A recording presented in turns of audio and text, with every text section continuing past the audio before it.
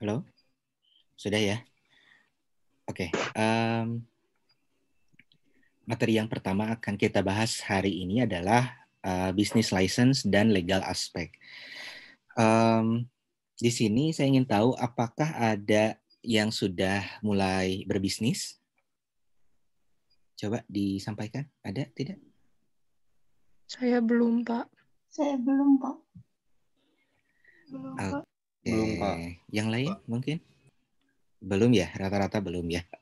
Pertanyaan kedua, apakah di sini ada yang sudah mulai mengikuti kompetisi wirausaha, baik dari kompetisi internal Polban ataupun dari luar Polban?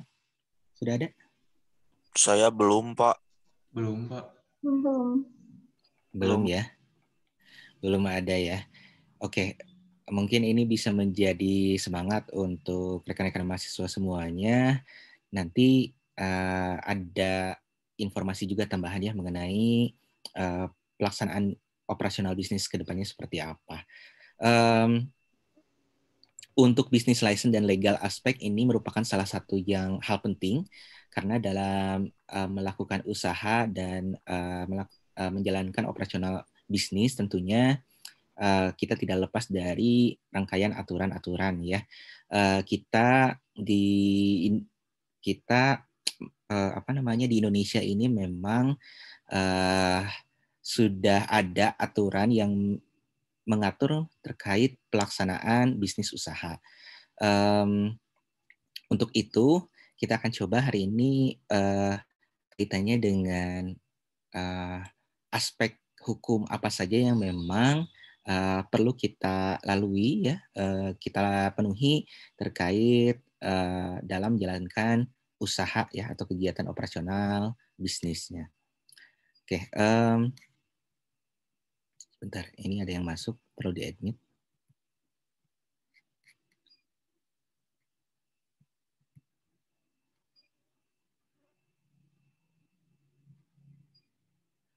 Ya, kalau ada pertanyaan kenapa ya atau mengapa legalitas atau usaha itu penting ya.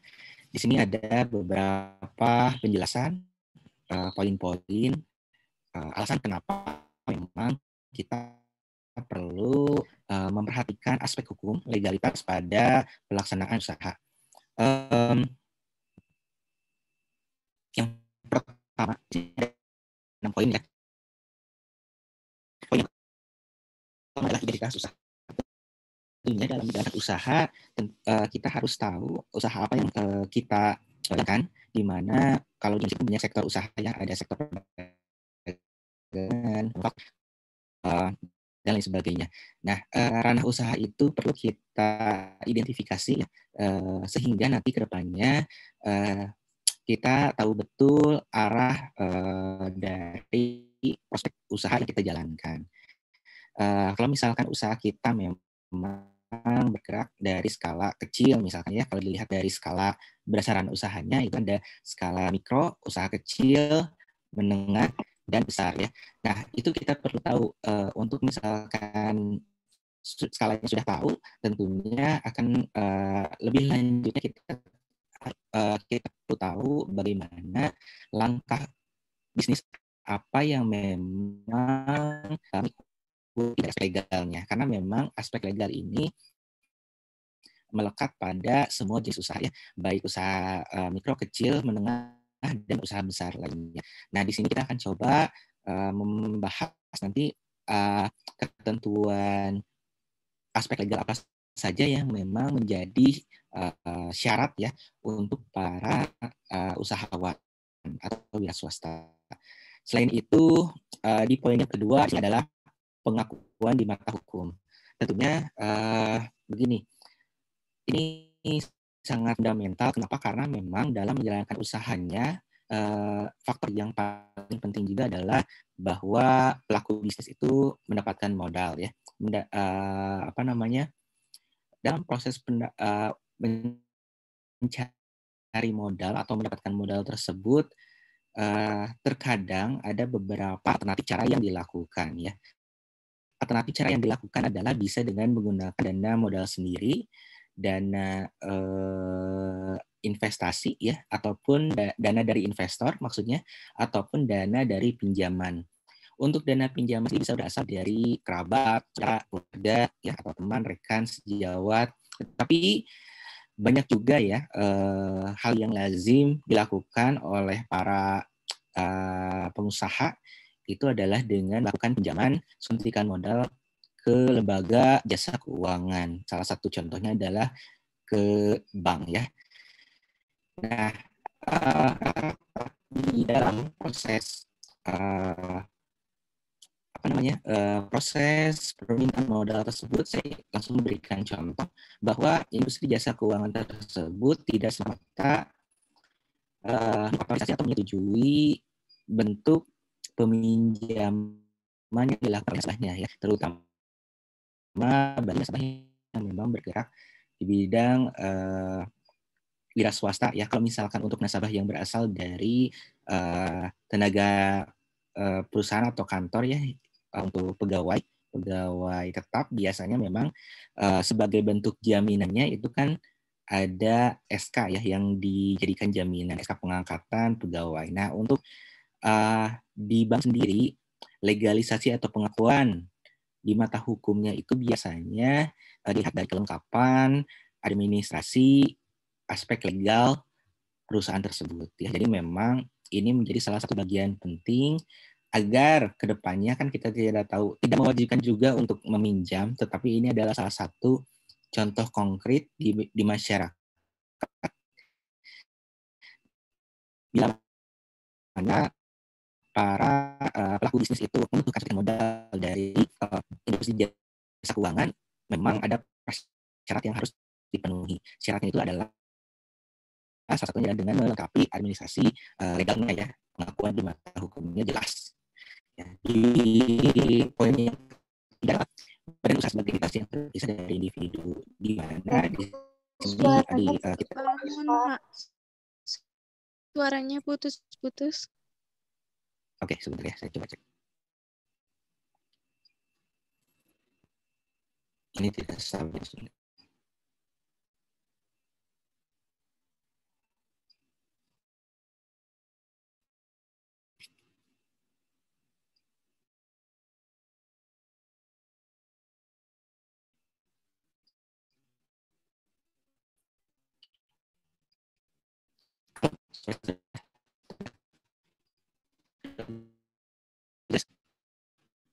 Masih putus-putus, Pak.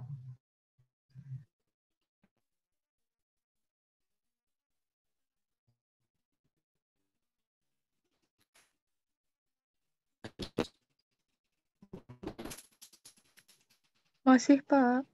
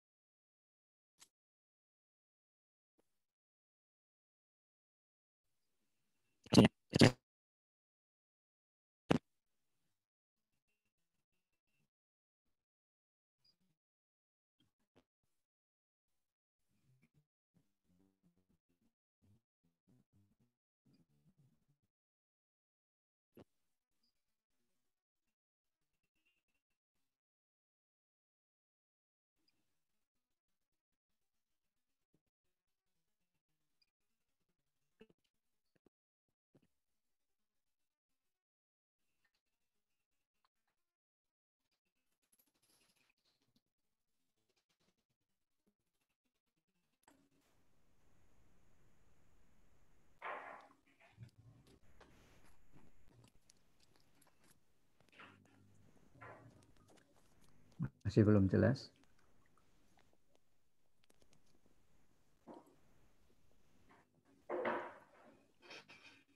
Halo semuanya, suara saya sudah lebih jelas? Sudah, Sudah, Pak. Pak. Udah, Pak. Kita lanjutkan ya sebentar.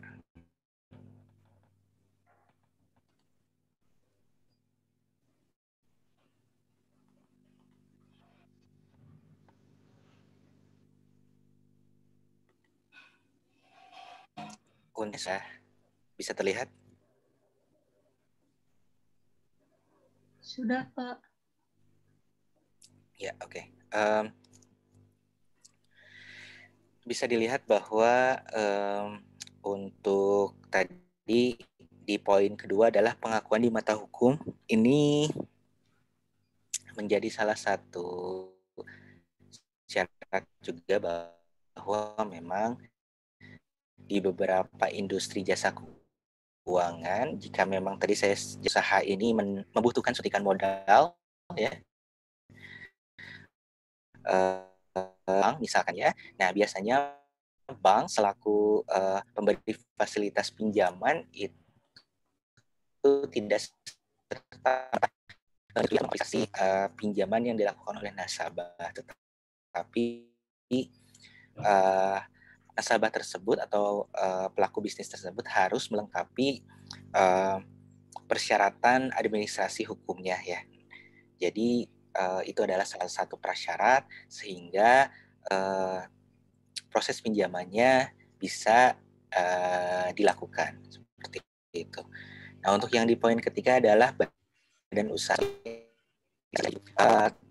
Tentunya ini menjadi salah satu di antara untuk para usaha yang memang perorangan dengan yang memang memiliki prospek bisnis ya, memang di sini menjadi salah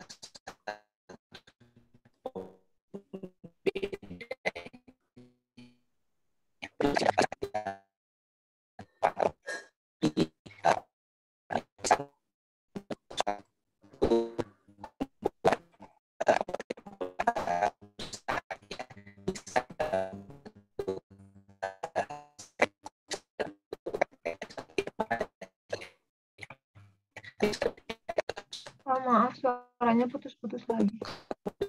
Suaranya putus-putus lagi, Pak.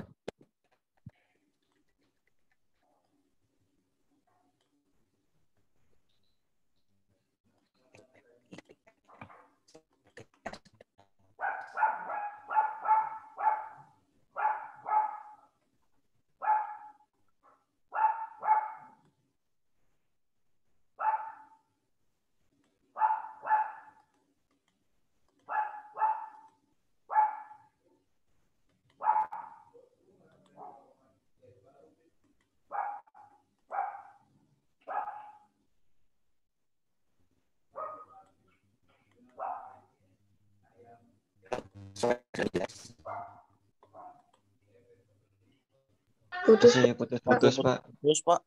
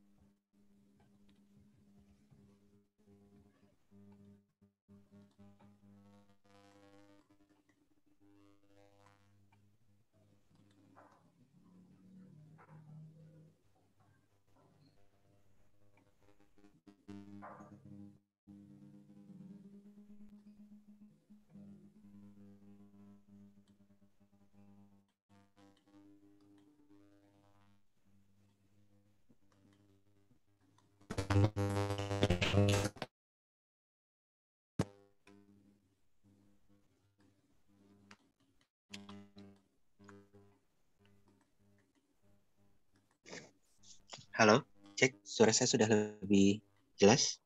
Sudah, Pak. Sudah ya. Oke. Ya, di poin yang keempat tadi adalah kemudahan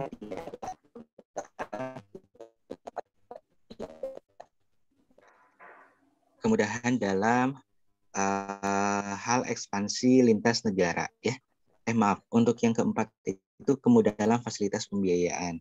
Salah satu contohnya, halo, suara saya masih terdengar? Masih, Pak. Oke. Ya, jadi untuk kemudahan dalam fasilitas pembiayaan tadi sudah saya sebutkan. Contohnya adalah bila mana para pelaku usaha ini membutuhkan suntikan modal, itu bisa salah satu alternatif caranya adalah meminjam ke pihak bank. Nah, dari pihak bank sendiri ini akan diberikan kemudahan untuk diberikan suntikan modal, ya. Suntikan penambahan modal sesuai yang memang dibutuhkan oleh para pelaku usaha atau bisnis. Selanjutnya untuk di poin kelima adalah kemudahan dalam hal ekspansi lintas negara. Di sini tentunya jika memang pelaku bisnis tersebut ingin melakukan kegiatan ekspor impor, tentunya akan sangat mempermudah dalam proses birokrasi administrasinya, karena memang jika dilihat bahwa dalam proses kegiatan ekspor impor, penjualan atau pengiriman barang atau kegiatan transaksi yang dilakukan antara dua negara atau lebih itu memang ada prasyarat khusus, ya, dimulai dari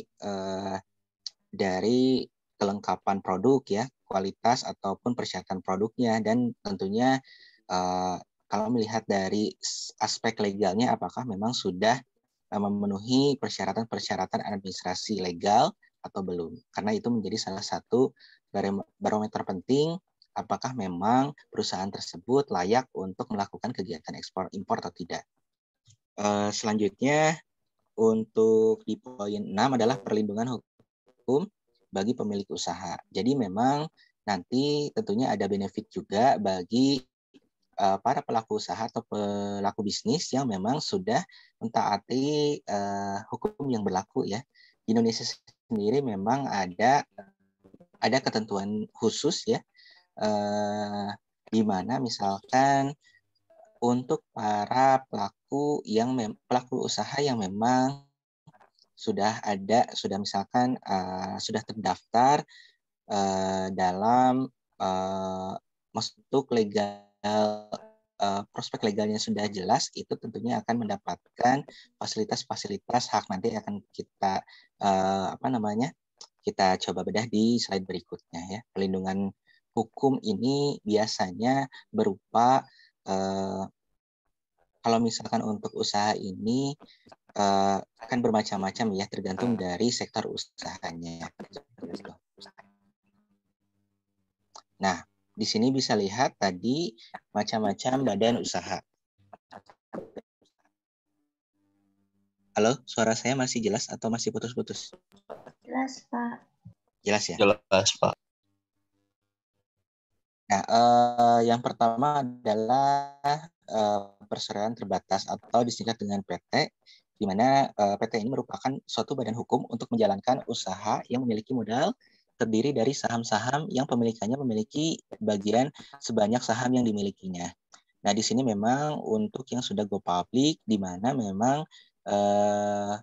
para pelaku bisnis ini memiliki proporsi saham, ya. Di sini sudah dijelaskan pengertian dari PT tersebut. Nah, selanjutnya ada CV. CV ini merupakan suatu persekutuan antara dua orang atau lebih untuk menjalankan suatu usaha yang terdiri dari sekutu aktif dan sekutu pasif. Nah, di sini memang dalam pelaksanaan CV dan PT itu diatur lebih lengkap, ya. Contoh untuk misalkan pembuatan PT, dana modal yang dibutuhkan itu berapa, untuk CV itu berapa, ya. Nanti akan dilihat peraturan-aturan detailnya. Untuk yayasan merupakan suatu badan Untuk hukum yayasan yang merupakan mempunyai suatu badan maksud hukum yang mempunyai maksud dan tujuan bersifat sosial, dan tujuan bersifat sosial, keagamaan, dan kemanusiaan yang didirikan dengan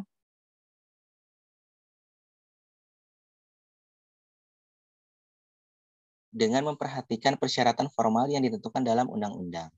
Selanjutnya, ada koperasi, badan hukum yang berdasarkan atas kekeluargaan yang anggotanya terdiri dari perorangan atau badan hukum dengan tujuan untuk kesejahteraan anggotanya. Nah, memang dalam proses pelaksanaannya memang terdapat persamaan dan perbedaan dari macam-macam badan usaha tersebut ya. Untuk tadi undangannya adalah mungkin dana modal yang dibutuhkan ya. Selanjutnya persyaratan-persyaratan administrasi apa saja yang memang perlu dibutuhkan itu memang terdapat juga perbedaan ya. Nah, di sini perbedaan yang bisa dilihat.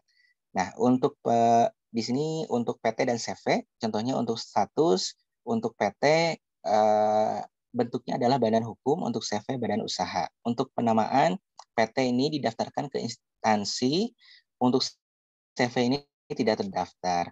Untuk pengesahan itu PT ke Kementerian Hukum ya, ke Kemenkumham. Untuk CV cukup hanya di pengadilan negeri setempat.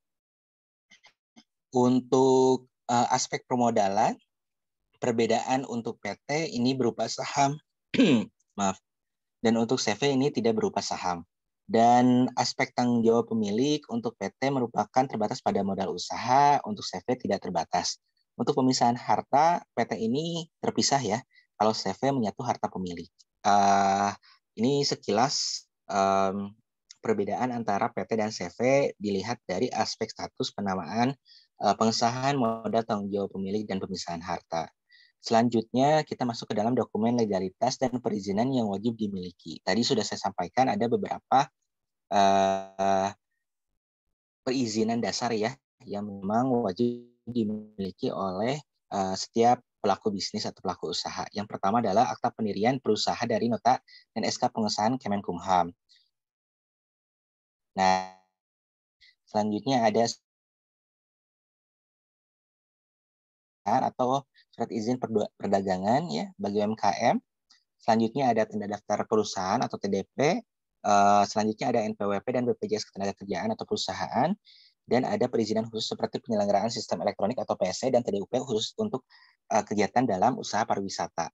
Nah, ini merupakan salah satu contoh dokumen legalitas perizinan yang wajib dimiliki oleh pelaku bisnis atau pelaku usaha. Untuk persyaratannya nanti akan ada sebenarnya, tidak cukup waktunya kalau misalkan dijelaskan secara detail, karena misalkan untuk SIUP saja ya, biasanya ada beberapa langkah atau misalkan ya untuk misalkan mendapatkan SIUP atau TDP ini biasanya contoh melalui pihak RT atau desa ya, desa setempat nanti akan ada rekognisi usaha apa yang dijalankan. Misalkan ini saya menambahkan bahwa di Indonesia memang yang saya tahu ya, ini sekilas informasi di Indonesia dengan di Amerika memang ada perbedaan ya. Ada rekan saya memang apa namanya yang saya pernah lihat interview ya di beberapa channel YouTube juga. Khususnya di dalam bidang legalitas perizinan untuk para pelaku bisnis ya. Yang menarik adalah mungkin kalau kita melihat bahwa banyaknya sekali persyaratan administrasi yang perlu dipenuhi. Tetapi kalau kita melihat dari negara yang sudah maju seperti Amerika saja, justru mereka lebih banyak lagi ya persyaratan-persyaratannya. Kalau kita mungkin sebagai contoh ketika kita membuka bisnis usaha mungkin ya, mungkin kita lapor hanya ke RT RW setempat atau ke kepala desa ya. Tapi kalau misalkan untuk di negara Amerika contohnya ketika membuka kios dagang saja di depan rumah itu tidak serta-merta langsung diizinkan ya. Karena memang ada beberapa hal yang perlu ditaati oleh setiap pemilik rumah. Jadi kita tidak bisa melihat sembarangan orang berjualan di depan rumahnya ya, membuka kios atau warung di depan rumahnya, karena itu tidak diperkenankan ya, tidak diperbolehkan. Karena kalau misalkan di Amerika sendiri contohnya ya, kalau misalkan ingin jangankan untuk membuka usaha tadi kios dagang di depan rumah, untuk merenovasi rumah saja itu perlu adanya perizinan dari tetangga setempat ya. Mungkin seperti residence authority ya. Jadi kalau di kita mungkin RT RW-nya ataupun kelurahan atau desa ya. Nah, seperti itu. Jadi memang kita melihat di Indonesia sudah ribet, tetapi padahal di negara yang sudah maju pun administrasi tersebut lebih ribet lagi ya. Itu contoh konkretnya. Sebenarnya tadi kembali lagi, ini akan memberikan dampak positif juga bagi para pelaku bisnis usahanya, karena memang jika tertib administrasi kedepannya akan lebih mempermudah bagi pelaku bisnis tersebut. Dilihat dari masing-masing fungsi untuk SIUP, TDP, ini merupakan salah satu identitas secara legal di mana kedepannya akan mempermudah para pelaku usaha tersebut. Ya. Nah, di sini ada proteksi atau hak cipta, desain industri, indikasi geografis, ada trade secret dan rahasia dagang, varietas tanaman, desain tata letak sirkuit terpadu, trademark, merek dagang, dan sebagainya. Nah, di sini menjadi salah satu hal yang perlu diperhatikan juga, jangan sampai kita selaku pelaku bisnis itu melanggar etika bisnis ya, etika usaha yang ada. Tentunya dalam menjalankan usaha itu perlu adanya etika. Di pertemuan sebelumnya, amati, tiru, dan modifikasi. Sudah ada pertanyaan seberapa jauh modifikasi atau meniru tersebut ya. Biasanya nanti ada lembaga khusus yang akan menilai apakah memang produk yang kita ciptakan ini kemiripannya berapa persen, dan apakah ada adding value atau nilai tambah yang terbarukan, atau ada nilai novelty dari produk tersebut atau tidak, atau hanya semata-mata menjiplak atau mengcopy dari produk sebelumnya. Itu ada ya, ada yang memang bertugas untuk melihat lebih detailnya, termasuk untuk kegiatan penamaan brand ini menjadi salah satu hal penting juga ya. Jangan sampai kita membuat brand yang memang sudah ada, yang sudah dipatenkan sebelumnya. Nanti di kemudian hari akan menjadi bumerang bagi pelaku usaha bisnis tersebut. Banyak sekali contoh-contoh konflik ya yang kaitannya dengan brand, ya, penamaan brand. Saya sebutkan contoh saja, kalian sudah tahu terkait fenomena yang terjadi dengan brand geprek bensu. Halo? Ya, Pak. Ya, tahu, Pak. Ya, Pak. Ya, ada yang bisa menjelaskan mungkin bagaimana fenomena yang terjadi? Sedikit saja. Silakan. Saya, Pak. Terkait yang bensu itu, jadi ada perebutan gitu dari yang Ruben Onsu sama yang sebelumnya, sama pemilik yang sebelumnya. Jadi bukan Ruben Onsu gitu, tapi namanya sama bensu gitu. Beni Betul. Sukandar. Betul ya. Padahal sebenarnya itu sudah didirikan jauh sebelum geprek bensu ada, betul ya?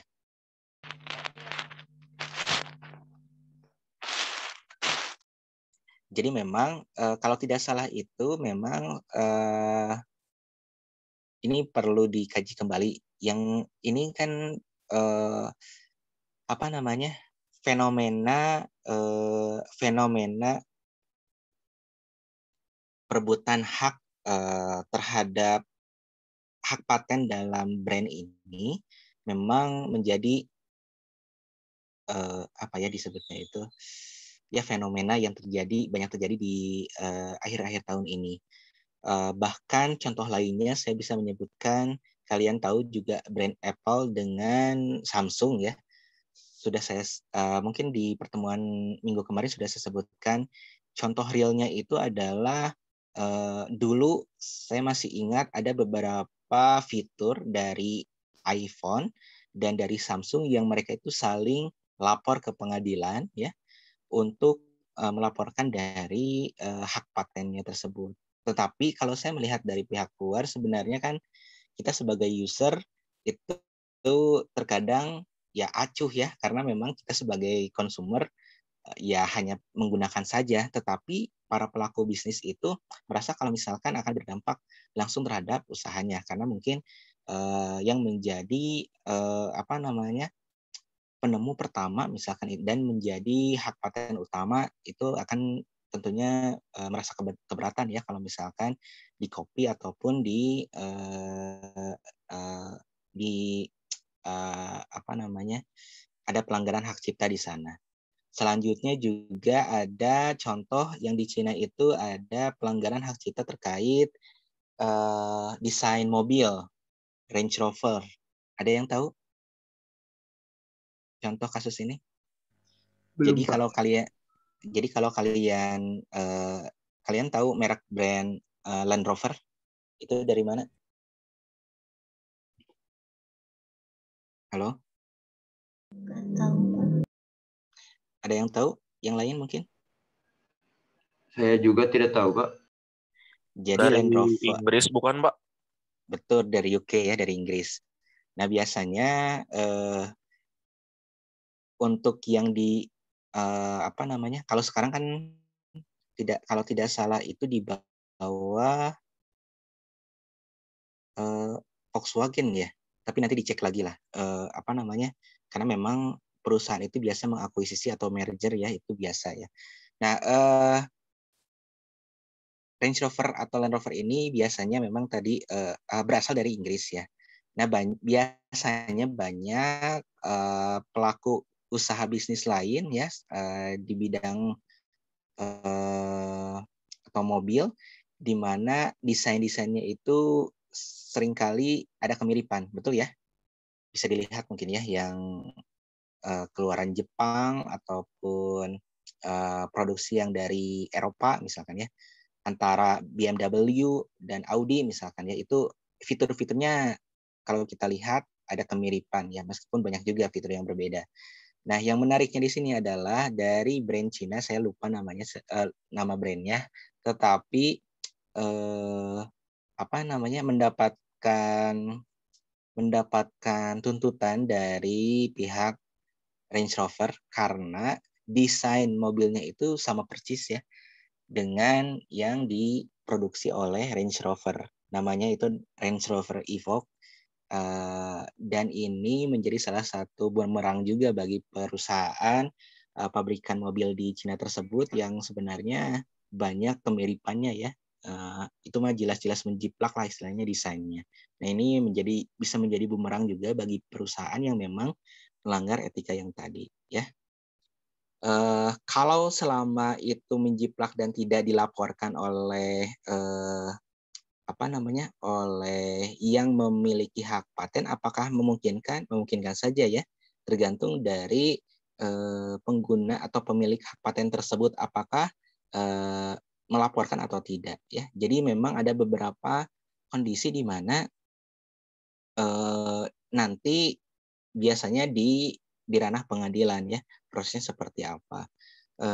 Dan yang biasanya itu apa namanya, kalau dilihat kan biasanya kita mendengar berita-berita Samsung harus membayar sekian atau pihak Apple harus membayar sekian ke Samsung ya karena terjadinya pelanggaran hak cipta.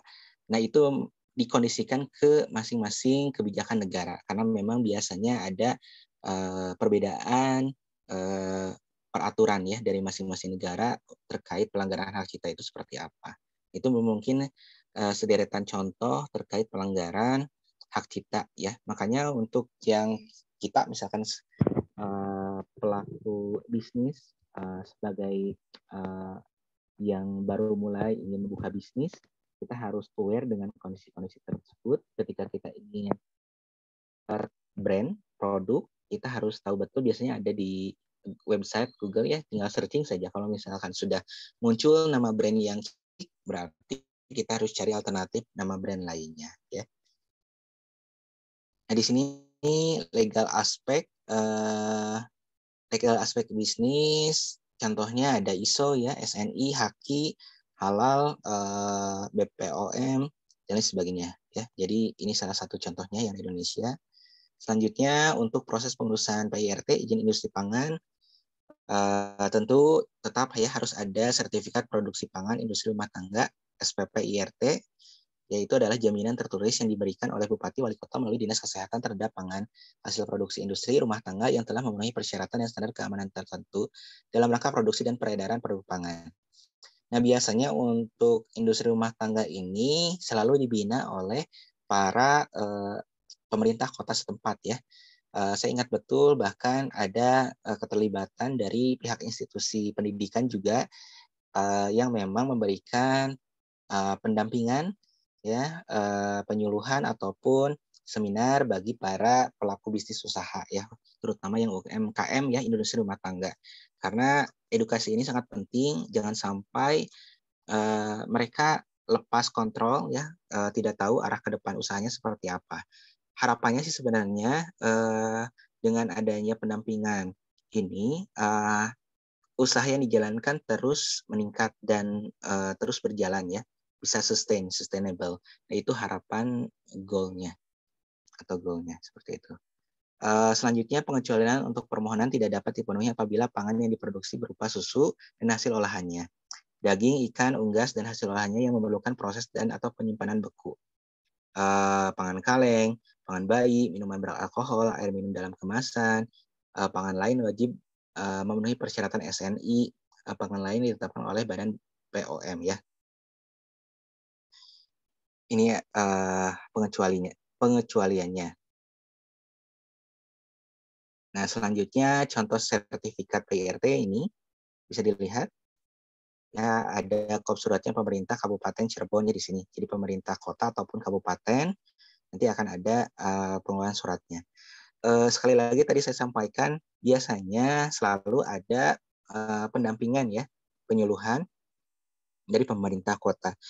Nah, bagi kita yang ingin mulai berbisnis, bisa dengan mencari info komunitas apa saja yang memang bisa kita ikuti untuk mendapatkan pendampingan atau penyuluhan dari pemerintahan kota tersebut, ataupun bisa bekerja sama dengan komunitasnya. Biasanya suka ada komunitas di masing-masing daerah ya. Kita tinggal daftar saja untuk mengikuti komunitas tersebut. Ini izin BPOM ya, adalah izin tertinggi di Indonesia yang wajib dan harus memiliki setiap obat-obatan, kosmetik, dan suplemen makanan yang beredar secara bebas, baik secara penjualan langsung ataupun MLM. Jadi semuanya harus ada izin dari BPOM-nya sendiri. Ini karena BPOM adalah satu-satunya lembaga tertinggi yang bertugas mengawasi dan mengatur peredaran obat, makanan, minuman, kosmetik, suplemen, dan jamu di Indonesia. Ya, jadi memang jika nanti ada yang ingin tertarik bergerak di bidang usaha kosmetik, jamu, ya, minuman, makanan, nah harus harus memiliki izin BPOM. Izin Dapkes, POM, dan PIRT. Ini pendaftaran produk yang akan dipasarkan melalui Dinas Kesehatan berupa nomor SP dan nomor PIRT. Nomor SP atau sertifikat penyuluhan merupakan nomor pendaftaran yang diberikan kepada pengusaha kecil dengan modal terbatas dan pengawasan diberikan oleh Dinas Kesehatan, Kabupaten, atau Kota sebatas penyuluhan. Tadi yang sudah saya sampaikan juga ya, termasuk dengan yang PIRT. Nah, kenapa ini sebenarnya diperlukan? Biasanya dengan adanya izin Dapkes, POM, dan PIRT juga akan lebih memudahkan bagi para pelaku usaha, khususnya untuk usaha kecil ya, pengusaha kecil, UMKM, itu mendapatkan suntikan modal, dana hibah dari pemerintah setempat juga. Karena biasanya ada kegiatan program yang memang khusus untuk memberikan dana hibah ya, untung dari masing-masing wilayah ataupun kabupaten atau kota ya. Biasanya ada ya program tersebut ataupun kerjasama dengan pihak lain. Contohnya kalau misalkan kita dengan pihak institusi meskipun tidak dengan dengan suntikan modal berupa nominal rupiah, tetapi ada ada pendampingan ya, pendampingan dimulai dari peningkatan peningkatan knowledge, pengetahuan, dan juga skills, kompetensi yang dimiliki oleh masing-masing pelaku usaha atau bisnis. Selanjutnya contoh sertifikat izin BPOM atau olah daging. Di sini contohnya ya, bisa dilihat dari pemerintah Kota Bandung, Dinas Kesehatan. Ini hak kekayaan intelektual, HKI ya. HKI, hak kekayaan intelektual ini memang merupakan yang biasa digunakan untuk intellectual property rights, yakni hak yang timbul bagi hasil olah pikir yang menghasilkan suatu produk atau progres atau proses yang berguna untuk manusia. Pada intinya HKI adalah hak untuk menikmati secara ekonomis hasil dari suatu kekayaan kreativitas intelektual. Objek yang diatur dalam HKI adalah karya-karya yang timbul atau lahir karena kemampuan intelektual manusia. Contoh realnya sebenarnya untuk HKI ini bila kaitannya dengan di ranah pendidikan itu banyak ya. Bila memang ada dari masing-masing individu mahasiswa ataupun dosen yang sudah melakukan riset ya, itu bisa dilakukan HKI juga ya. Ataupun misalkan sudah ada alat yang dibuat atau diproduksi, itu langsung saja didaftarkan HKI-nya. Nah, ini merupakan skema dari jenis hak kekayaan intelektual. Hak cipta terdiri dari ilmu pengetahuan, seni, sastra, hak terkait selaku pelaku produser rekaman suara lembaga penyiaran. Untuk milik industri ada paten, merek, desain industri, desain tata letak, rahasia dagang, dan perlindungan varietas tanaman. Ya. Sistem perlindungan hak cipta yang tadi ada seni, sastra, ilmu, pengetahuan, paten, invensi teknologi. Ya. Jadi misalkan ada dari individu mahasiswa yang ikut lomba dan membuat lomba misalkan PKM ataupun lomba lainnya ya, dengan membuat alat misalkan. Nah, ini bisa didaftarkan ya untuk HKI-nya, untuk paten. Merek, simbol dagang barang dan jasa, desain industri penampilan produk, desain tata letak, dan rahasia. Di sini sertifikat HACCP ya, bisa dilihat. Manfaat sertifikat HACCP ini merupakan meningkatkan kepercayaan pelanggan, meningkatkan citra dan kompetensi perusahaan di pasar global, meningkatkan wawasan dan pengetahuan terhadap produk, partisipasi dalam program keamanan. Ya.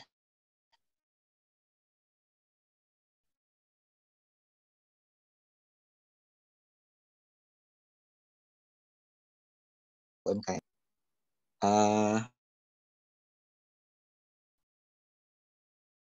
Aspek bisnis ya.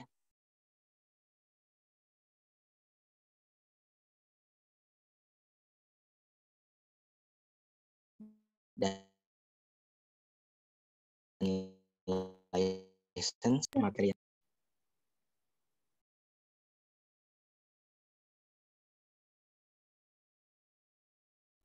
Ya, di materi yang kedua ini kita akan membahas mengidentifikasi peluang bisnis atau usaha dapat mendapatkan peluang bisnis. Nah, di sini yang pertama kita mengidentifikasi peluang usaha, perbedaan ide dan peluang, karakteristik peluang usaha, dan selanjutnya kita membahas mental model, konsep wirausahawan, mendapatkan peluang usaha, dan yang ketiga identifikasi peluang usaha. 3 pertama kita masuk ke peluang dan ide. Ya. Jadi peluang dan ide adalah hal yang berbeda. Identifikasi ide adalah pesan. Suatu ide mungkin memenuhi kriteria peluang atau tidak.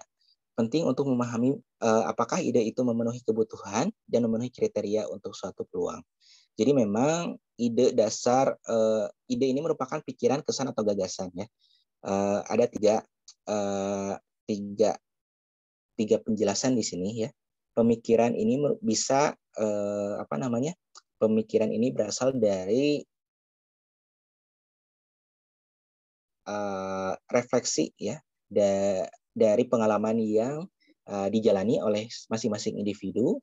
Kesan ya, itu bisa didapatkan pengalaman kejadian juga. Gagasan yang muncul dari hasil pemikiran dan pengalaman yang terjadi untuk mencari solusi alternatif yang bisa dilakukan. Saya ingin memberikan contoh seperti Gojek saja ya. Kenapa kembali lagi founder dan CEO ya, mantan CEO Gojek dulu Pak Nadiem. Contoh realnya adalah bahwa dalam meng-create suatu produk ya, dulu Pak Nadiem membuat Gojek itu berasal dari sebuah ide ya. Idenya itu memang tadi di minggu kemarin. Contoh realnya adalah ide itu muncul dari hasil riset pengalaman experience Pak Nadiem ketika ingin menggunakan transportasi Gojek ya, ojek ya waktu itu, di mana banyak sekali keterbatasan. Contohnya ketika ingin menggunakan ojek itu harus datang ke pangkalan ojek setempat. Kalau misalkan jauh ya ribet juga ya. Dan hal-hal keterbatasan lainnya yang membuat menginisiasi suatu gagasan alternatif solusi apa yang bisa dilakukan. Nah, itu adalah salah satu contoh realnya ya dalam ide, oh ya mungkin kita bisa melakukan itu ya. Jadi mungkin kembali lagi ide itu bisa didapatkan dari berdasarkan experience yang dilakukan kita sendiri ataupun berdasarkan pengamatan dari experience yang dilakukan orang lain yang kita amati juga ya. Kita lihat bagaimana prosesnya. Nah, kita masuk ke peluang. Peluang adalah serangkaian keadaan yang menguntungkan yang menciptakan kebutuhan akan produk, layanan, atau bisnis baru. Suatu ide mungkin memenuhi kriteria peluang atau tidak. Pengusaha mengenali masalah atau celah peluang dan menciptakan bisnis untuk mengatasi masalah atau mengisi celah yang diidentifikasi. Kunci peluang usaha adalah mengidentifikasi produk atau layanan yang dibutuhkan dan bersedia dibeli orang, bukan produk yang dibuat atau dijual oleh wirausahawan. Seperti yang tadi sudah saya sampaikan bahwa peluang ini muncul tadi berdasarkan ide yang ada ya, berdasarkan experience, pengalaman individu atau kelompok. Ketika misalkan setelah mengalami contoh misalkan ya tadi ribet ya untuk memesan ojek itu ribet. Gimana caranya? Kita nggak usah datang ke ojek pangkalan, tetapi si drivernya sendiri yang datang ke kita ya. Berarti ada rumusan masalah dan ada solving problem di sana ya. Di sana solving problem ini sebenarnya bisa memberikan peluang, apakah memang peluang itu bisa memecahkan masalah yang menjadi alternatif solusi masalah dari masalah yang ada timbul dari individu, atau ternyata solusi alternatif dari masalah yang dimiliki oleh hampir jutaan umat ya, jutaan orang ya. Nah, informasi bahwa semakin kita menggali atau mencari alternatif solusi dari akar permasalahan global, itu semakin akselerasi juga ya dari produk bisnis yang dijalankan. Pada waktu itu Pak Nadiem sebenarnya belum bisa belum bisa mengorientasikan apakah ini sebuah peluang atau tidak. Caranya bagaimana mengidentifikasi adanya peluang atau tidak? Caranya adalah dengan melakukan trial and error. ya, dengan melakukan uji coba, dengan menginterview ya, menginterview para ojek online, menginterview para customer ojek ya, dan lain sebagainya. Itu adalah hal-hal yang bisa dilakukan yang dilakukan oleh Pak Nadiem untuk mengidentifikasi apakah ini merupakan suatu peluang usaha atau tidak, seperti itu ya. Jadi ada serangkaian usaha yang memang bisa dilakukan. Nah, contohnya mungkin kalau misalkan di lingkungan kampus di Polban saja ya, idenya bagaimana ya? Dulu saya sebagai mahasiswa itu kan biasanya kalau misalnya di himpunan itu ada beberapa atribut himpunan seperti kaos ya, kaos himpunan, jaket, shawl ya, dan lain sebagainya.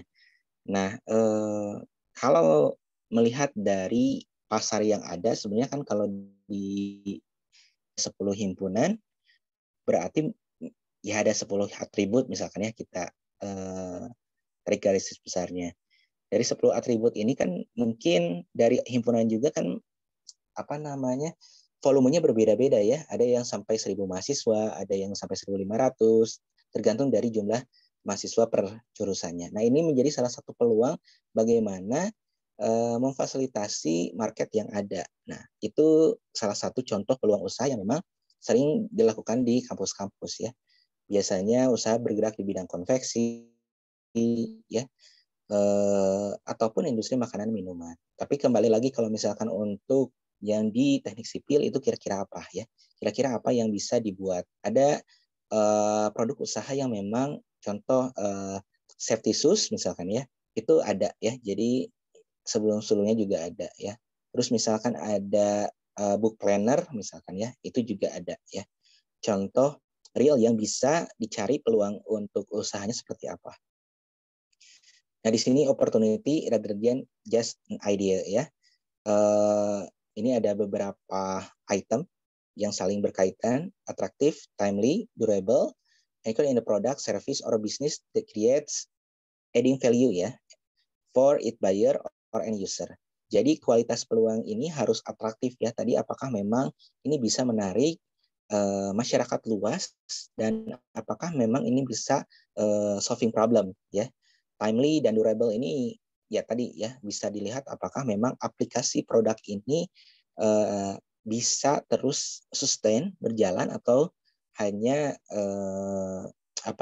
hanya istilahnya itu musiman ya. Caranya bagaimana? Biasanya untuk usaha ya di bidang aplikasi itu terus meningkatkan kinerjanya itu dengan melihat user experience-nya ya. Keywordnya itu adalah user experience. Ini berasal dari Pak Nadiem. Kenapa? Karena user experience ini akan sangat menjadi faktor dominan terhadap keberlangsungan usahanya. Kalau user experience-nya ternyata ratingnya jelek, akan kembali lagi berdampak pada perusahaan tersebut, dari brand, produk, aplikasi tersebut ya. Selanjutnya ada nilai tambah. Nah, mungkin setelah adanya Gojek, mungkin ada beberapa aplikasi transportasi online lainnya ya. Tetapi apakah memang itu bisa menjadi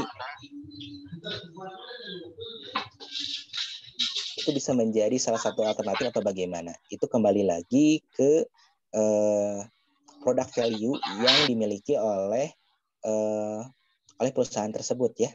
Seperti yang sudah saya contohkan di materi tadi, misalkan untuk iPhone dan Samsung, biasanya kan selalu khususnya misalkan di flagship ya, di series flagship itu kan untuk Samsung itu seri Note ataupun seri S ya. Kalau iPhone biasanya sudah masuk ke ranah flagship ya. Nah, itu selalu selalu berlomba-lomba untuk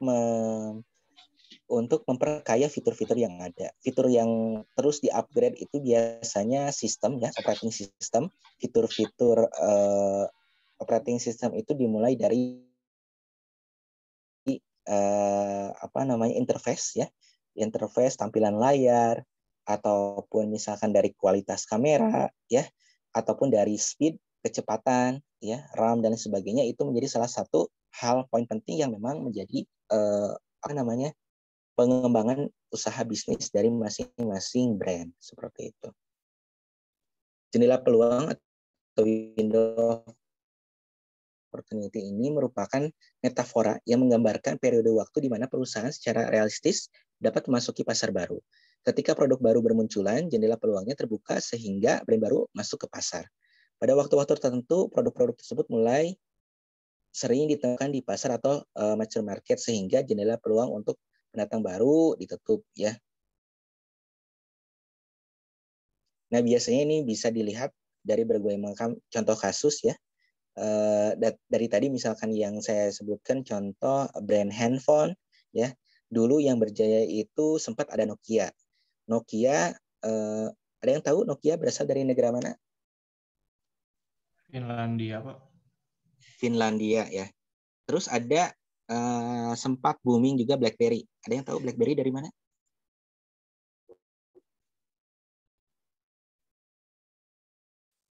Ada yang pernah punya HP Nokia dan BlackBerry? Apa? Pernah, Pak. BlackBerry ada yang tahu dari mana?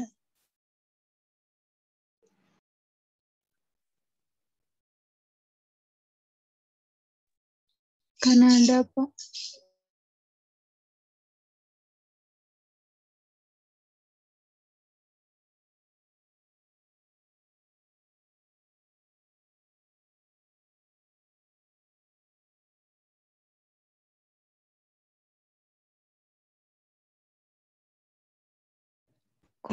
Ya, Korea Selatan. Kalau iPhone dari mana? iPhone dari Amerika ya. Kalau Xiaomi, Lenovo, Asus, Oppo, Oppo, Vivo itu dari mana? Cina, Pak. Dari Cina semua ya, dari Cina, Tiongkok. Pak. Kalau Asus dari mana? Asus, Acer, HTC, HTC itu dari mana? Ada yang tahu? Ya, dari Taiwan ya. Nah, sebenarnya kan tadi window opportunity ini banyak sekali dilakukan. Contoh dari tadi pabrikan handphone. Kalau misalkan ada yang tahu bahwa chip ya ada beberapa spare part dari iPhone sendiri. iPhone kan dari Amerika ya. Tapi ada beberapa spare part-nya itu didatangkan dari Cina ya. Bahkan ada yang dari Taiwan ya. Salah satu chipnya itu ada pabrikannya itu di Taiwan. Selanjutnya juga contoh misalkan LCD yang di beberapa seri iPhone itu menggunakan fasilitas LCD yang datang dari Samsung ya. Jadi saling tadi opportunity ini tidak terkadang tidak saling menjatuhkan juga, tetapi saling melihat potensi peluang dari masing-masing pelaku bisnis. Tahu Huawei? Kan Huawei di-ban ya oleh Google, oleh Amerika. Ada yang tahu kasusnya, fenomenanya? Sekarang bagaimana Huawei itu kondisinya? Ada yang menggunakan HP Huawei? Enggak, Pak. Enggak pakai. Jadi yang Huawei ini peluangnya adalah meskipun sudah di-ban oleh Google ya, karena Google itu kan platform Android ya. Jadi dari Huawei sendiri ini membentuk suatu pola bisnis dari hulu ke hilir, dari mulai sistem dari OS-nya ya, operating system, sampai pada yang terkecilnya itu mereka membuat pabrikannya sendiri ya. Huawei dari mana? Dari negara mana berasal? Cina. Tadi dari Cina atau Tiongkok ya. Nah, jadi peluangnya itu meskipun sudah di-ban, Huawei berhasil menciptakan operating system yang mandiri ya. Ya memang sedang sedang diuji terus dikembangkan. Contohnya seperti itu. Mental model wirausaha ya. Ini ada karakteristik pribadi, teknik mencari ide. Untuk mental model di sini environmental trends ya, economic factor, social factor, technology advance, political regulatory changes. Ini menjadi salah satu bagian dari faktor lingkungan ya, dulu sempat ada tren kue bolu, masih ingat bolu artis itu sangat booming ya, bermunculan itu dari sebenarnya dari lingkungan ya. Apa namanya? Juga ada tren dulu pernah ada tanaman apa namanya? Yang sampai harganya itu langit ya, selangit ya, pokoknya ada tren seperti itu, dan sekarang pun sedang tren ya, tanaman-tanaman hijau itu kembali lagi bermunculan trennya. Selanjutnya, personal characteristic of an entrepreneur, prior experience, cognitive factor, social networks, creativity ya. Jadi ini merupakan komponen-komponen yang menjadi bagian dari personal karakter dari para pengusaha. Bentuk di sini ada difference between what's available and what's possible. Sebenarnya kalau lihat pertama usaha pangkalan ojek lagi ya, jadi menjalankan sudah tapi apa namanya, mendirikan cabang baru misalkan ya, atau yang kedua mencari celah ya.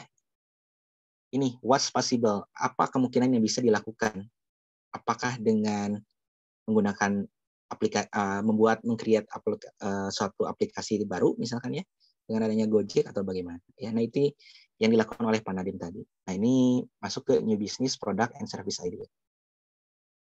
Usaha untuk mendapatkan peluang, mengamati tren lingkungan bisnis, menciptakan solusi dari masalah, menemukan celah berbisnis pada tempat berjualan atau marketplace. Nah, jadi untuk mendapatkan peluang ini bisa dilakukan dengan berbagai macam cara. Yang tadi dilakukan oleh Pak Nadiem sebagai contoh adalah based on experience ya, based on our own experience or their own experience. Jadi memang kita bisa mengidentifikasi dari pengalaman nyata dari kita sendiri ataupun berdasarkan bukti pengalaman dari kerabat ataupun orang lain, customer lain ya. Dirangkum, dirumuskan, apakah memiliki peluang usaha atau tidak. Ataupun selanjutnya, next levelnya itu adalah menciptakan solusi dari masalah. Sudah tahu ada masalah, next step-nya apakah kita akan mencari solusi tersebut atau hanya mencari apa namanya ya, kan kadang kita itu mencari alat apa namanya, mencari alternatif solusi itu tidak sampai ke akar masalahnya ya. Ini tergantung dari pilihan kita sebenarnya. Mungkin kedepannya juga ada aspek lain yang memang lebih canggih dari yang Pak Nadiem lakukan. Yang Pak Nadiem lakukan kan membuat aplikasi Gojek ya. Mungkin di kemudian hari kita belum tahu ya, dengan semakin canggihnya teknologi akan semakin ada pembaharuan terkait sistem taksi online ataupun ya transportasi online. Nah itu kita apa namanya, perlu siap-siap juga ya. Mungkin saja ada ide terbarukan juga. Selanjutnya menemukan celah berbisnis pada tempat berjualan atau marketplace. Jadi kita bisa lihat dengan tadi contoh ATM, amati, tiru, modifikasi model bisnis yang sudah ada, tapi harus mengikuti etika bisnis yang ada tadi ya. Jangan asal menjiplak ataupun melanggar copyright. Mengamati tren lingkungan usaha, di sini tadi sudah disampaikan, dimulai dari ada economic forces, social forces, technological advances, political and regulatory changes. Ya. Khususnya untuk yang technological advances, di sini ada new technology, emerging technology, and new use of old technology. Contoh yang tadi sudah saya sampaikan adalah di bidang handphone ya, pabrikan HP. Dulu di zaman Nokia itu masih zaman monoponik, poliponik ya. Sekarang sudah HP ini menjadi salah satu bagian penting ya. Sudah, kalau dulu masih tersier, kalau sekarang sudah menjadi primer ya. Jadi ada apa namanya? Ada perubahan perilaku di mana dengan semakin canggihnya teknologi ada pengaruh terhadap perilaku masyarakat dalam proses penggunaan handphone tersebut ya. Memandang HP dulu itu tidak perlu ya, cukup dengan telepon rumah saja. Tapi dengan sekarang zaman semakin canggih ya, segala macam semakin cepat, itu HP ini menjadi kebutuhan dasar ya, kebutuhan pokok yang memang dibutuhkan oleh setiap masing-masing individu. Ya, selanjutnya, oh ya, tadi kalau dulu kan mungkin fasilitas atau handphone itu masih terbatas ya. Kenapa mungkin tadi saya sampaikan adanya perubahan karena fasilitas handphone dengan adanya smartphone ini fasilitasnya bukan hanya telepon SMS saja, tetapi lebih lengkapnya lagi bisa menggunakan video call ataupun sarana tukar pesan melalui email dan lain sebagainya. Jadi banyak fitur-fitur yang sebenarnya lebih dari handphone zaman dulu ya, hanya sekedar telepon dan SMS saja. Contoh brand yang terinspirasi dari tren lingkungan ya, economic trends, social trends, technological advance. Di sini contohnya brandnya. Jadi yang seperti tadi sudah saya sampaikan sebenarnya untuk beberapa contohnya ya, untuk pabrikan HP ataupun dari Gojek sendiri. Pendekatan problem solving, some businesses idea are clearly initiated to solve the problem ya. For example, di sini contohnya yang ini ya, untuk antivirus, tapi ya jadi memang ini contohnya yang tadi ya. Kalau untuk yang Gojek sendiri kan memang based on experience ya. Tapi kalau misalkan ada juga pelaku bisnis yang tadi ini contohnya, untuk mendapatkan keuntungan ini ya kalau misalkan pelaku bisnisnya antivirus ya, gimana caranya mendapatkan keuntungan? Otomatis kan harus ada virusnya dulu ya. Berarti bukan hanya membuat antivirus, tetapi membuat virusnya juga gitu ya. Nah ini ada juga ya pendekatan problem solving yang memang dilakukan secara by design, didesain ya seperti itu. Gap di pasar sering terjadi ketika suatu produk atau layanan yang dibutuhkan oleh sekelompok orang tertentu, tetapi tidak mewakili pasar yang cukup ya. Di sini gapnya untuk fitness center sendiri misalkan ya, ada yang perbedaan yang 24 hours atau tidak ya, dan sebagainya. Ini contoh-contohnya nanti mungkin bisa dibaca sendiri karena waktunya terbatas. Saya percepat saja. Mayoritas pribadi wirausaha, prior experience, social network, cognitive factors, dan creativity. Nah ini merupakan elemen-elemen penting yang perlu dimiliki oleh pribadi wirausaha ya. Prior experience yang tadi dilaksanakan, maksudnya yang saya sampaikan terkait yang Pak Nadiem, pengalaman di masa lampau yang sesuai dengan yang dilakukan, yang tadi misalkan pemesanan ojek yang ribet ya dan sebagainya. Social network dilakukan ya seperti yang sudah saya sampaikan di minggu kemarin, itu sangat penting ya, bahkan di teman sebangku pun itu menjadi salah satu aset untuk kita ke depannya, mungkin bisa jadi relasi bisnis ataupun partner bisnis ya, kita tidak tahu ke depannya seperti apa.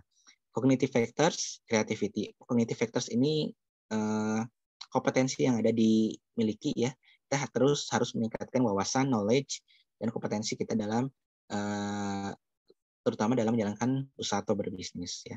Creativity ini terus dipupuk, dilatih bagaimana caranya kita mencari peluang yang tadi ya, dengan membaca berbagai macam situasi kondisi yang ada di masyarakat. Nah ini penjelasannya sebenarnya tadi, prior dan experience, cognitive factors, social network.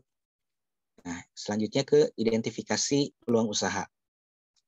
Cara untuk memvalidasi ide adalah dengan melakukan brainstorming, survei, FGD, dan in-life research. Nah untuk memvalidasi ini memang banyak cara yang lebih dari sini ya. Contohnya dengan melakukan interview ya, dengan melakukan trial and error juga bisa ya. Nah untuk brainstorming ini merupakan teknik yang digunakan untuk menghasilkan sejumlah besar ide dan solusi untuk masalah dengan cepat. Biasanya melibatkan sekelompok orang dan harus ditargetkan ke topik tertentu. Aturan pada sesi brainstorming ini tidak ada titik, dianjurkan untuk freewheeling, sesi diskusi tidak harus bergerak cepat, dan defogging dianjurkan. Nah, ini salah satu contoh brainstorming ini ya, untuk mencari apakah memang ide ini bisa divalidasi atau tidak. FGD, focus group discussion, kita membahas dari contoh misalkan ketika kita ada ingin membuka usaha makanan di tempat tertentu, tentunya kita bisa upayanya untuk memvalidasi ide bisnis kita itu dengan cara FGD ya, dengan mengundang pelaku bisnis di wilayah tertentu, aparat setempat, warga ya, ataupun stakeholder yang dengan bisnis di area tertentu tersebut ya. Dan kita bisa validasi apakah memang ide bisnis kita ini layak untuk dijalankan atau tidak. Survei, nah survei ini bisa dilakukan observasi secara langsung atau tidak langsung. Langkah ataupun institusi terkait yang dibutuhkan ataupun dengan menggunakan kuesioner. Day in life research yang tadi juga sama sebenarnya untuk penelitian antropologis di mana wirausaha menghabiskan 1 hari dengan seorang pelanggan. Ini yang dilakukan oleh Pak Nadiem ya. Day in life research ini nanti kalau misalkan ada videonya nanti saya share terkait langkah-langkah apa saja yang dilakukan oleh Pak Nadiem untuk market validation ya. Market validation ini untuk menguji apakah pasar dari produknya itu ada atau tidak ya, bisa divalidasi atau tidak. Nah, itu mungkin penjelasan dari saya terkait dua materi ini. Ya, ada pertanyaan silahkan.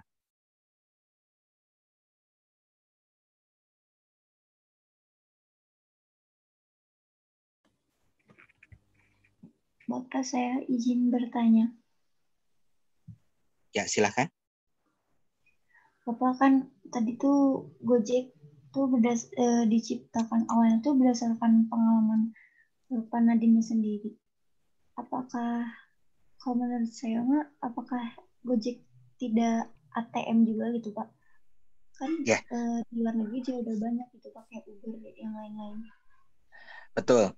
Sebenarnya kalau dikatakan banyak itu tidak ya, karena masih ada beberapa yang sudah muncul ke permukaan atau yang sudah populer itu hanya satu, yaitu waktu itu namanya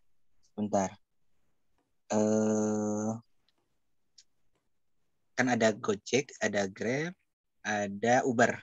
Jadi hanya satu Uber saja ya yang kalau misalkan tadi dikatakan ada Bujiarti ya. Halo, Bujiarti. Iya, Bapak. Iya, betul. Nah, jadi apakah misalkan Pak Nadiem ini memang menginisiasi betul berdasarkan ide sendiri atau memang adanya ATM tersebut? Nah, jawaban dari saya sebenarnya kolaborasi ya, kombinasi antara based on his own experience, jadi berdasarkan pengalaman Pak Nadiem sendiri dalam khususnya ojek ya, karena yang ditanamkan di sini adalah ojek. Kalau misalkan Uber belum sampai ke ojek waktu itu, jadi masih dalam proses yang taksi online. Jadi kalau misalkan dilihat dari pangsa pasarnya, sebenarnya untuk yang Uber, kompetitornya itu bukan Gojek, tetapi Bluebird yang seperti macam itu. Paham ya, Bu Jarti? Jadi memang ada beberapa perbedaan market, ya, segmentasi pasar. Kalau misalkan untuk Gojek, inisiasi awalnya itu bukan menggunakan taksi online mobil, karena pada waktu itu taksi online mobil tidak banyak dibutuhkan karena kan macet juga di Jakarta seperti itu, ya. Justru yang Pak Nadiem muncul idenya itu karena macet, cari alternatif kendaraan lain, ya ojek lah yang lebih efisien ya dari segi waktu. Tetapi permasalahan itu muncul ketika misalkan setiap ingin menggunakan ojek harus datang ke pangkalan atau mencari ojek ya secara random, secara acak. Nah, itu adalah inisiasi awalnya. Terkait bagaimana perumusan menjadi platform untuk aplikasi, mungkin ada keterlibatan inspirasi dari Uber sendiri ya. Sebenarnya saya tidak tahu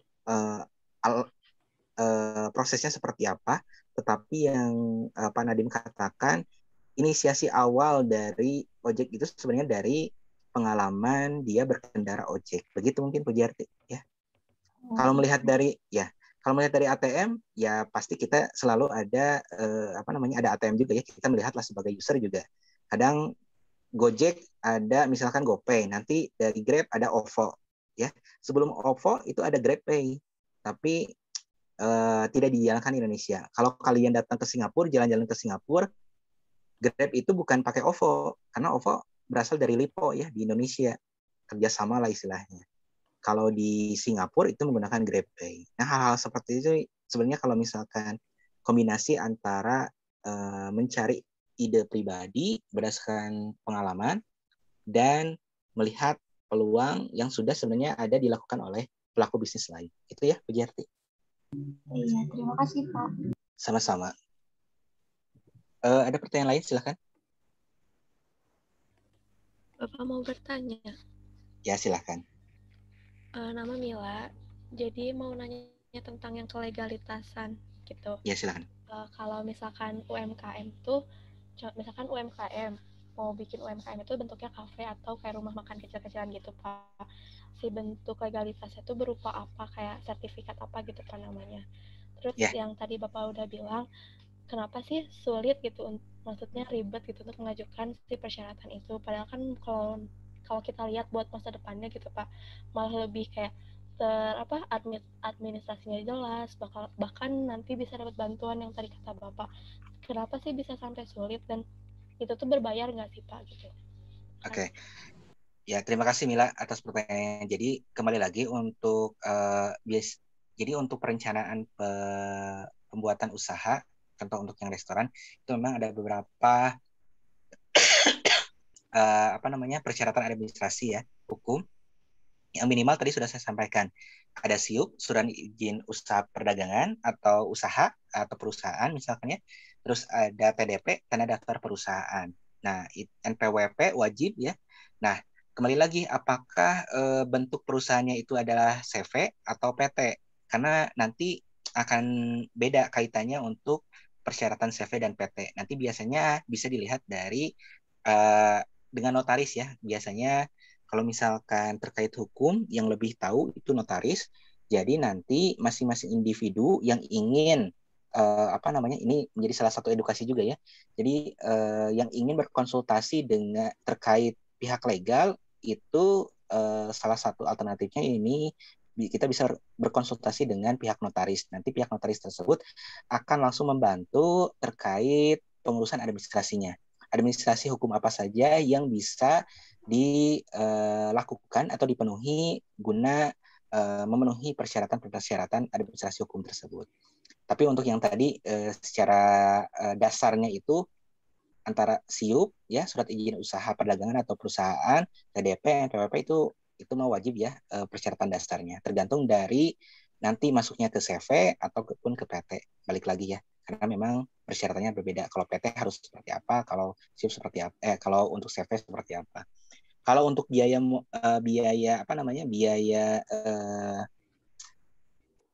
terus kenapa sulit ya? Kenapa sulit? Karena sebenarnya untuk yang sulit ini mungkin dirasakan kalau misalkan kita sebagai masyarakat awam. Ya masih awam, proses birokrasi pengadministrasinya seperti apa.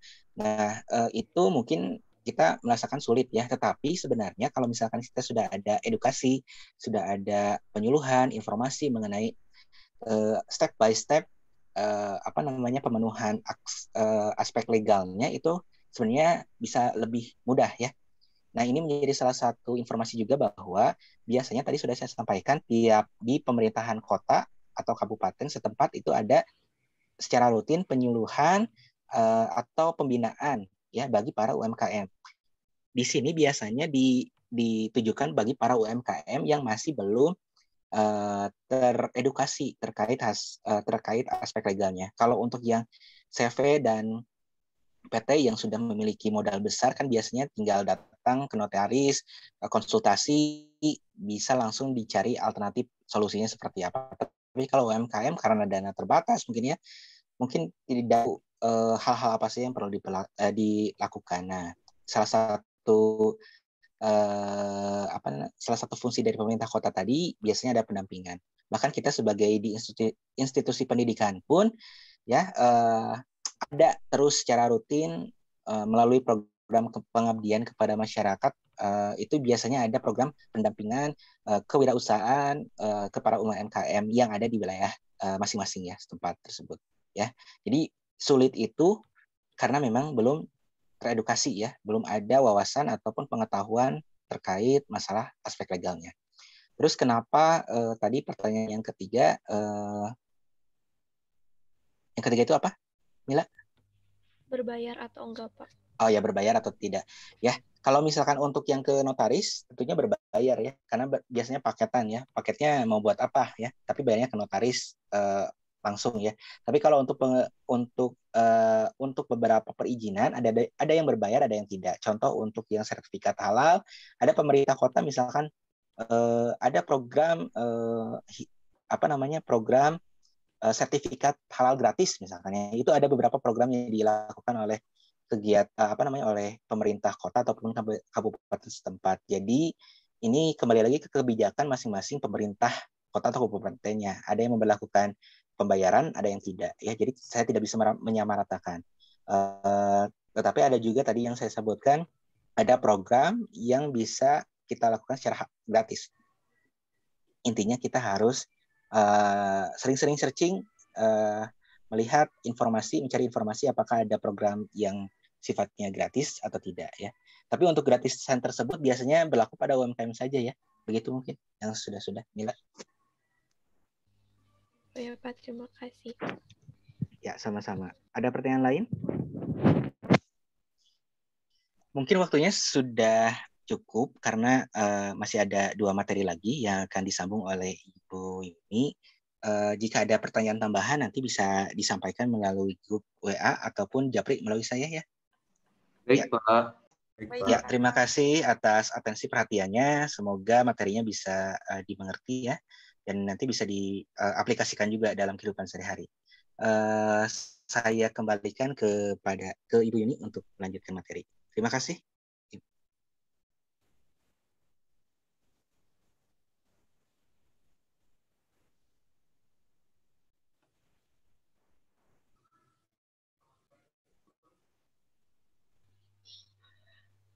Saya udah baru beres dari rumah sakit, maaf. Terima kasih Kang Dimas. Assalamualaikum warahmatullahi wabarakatuh.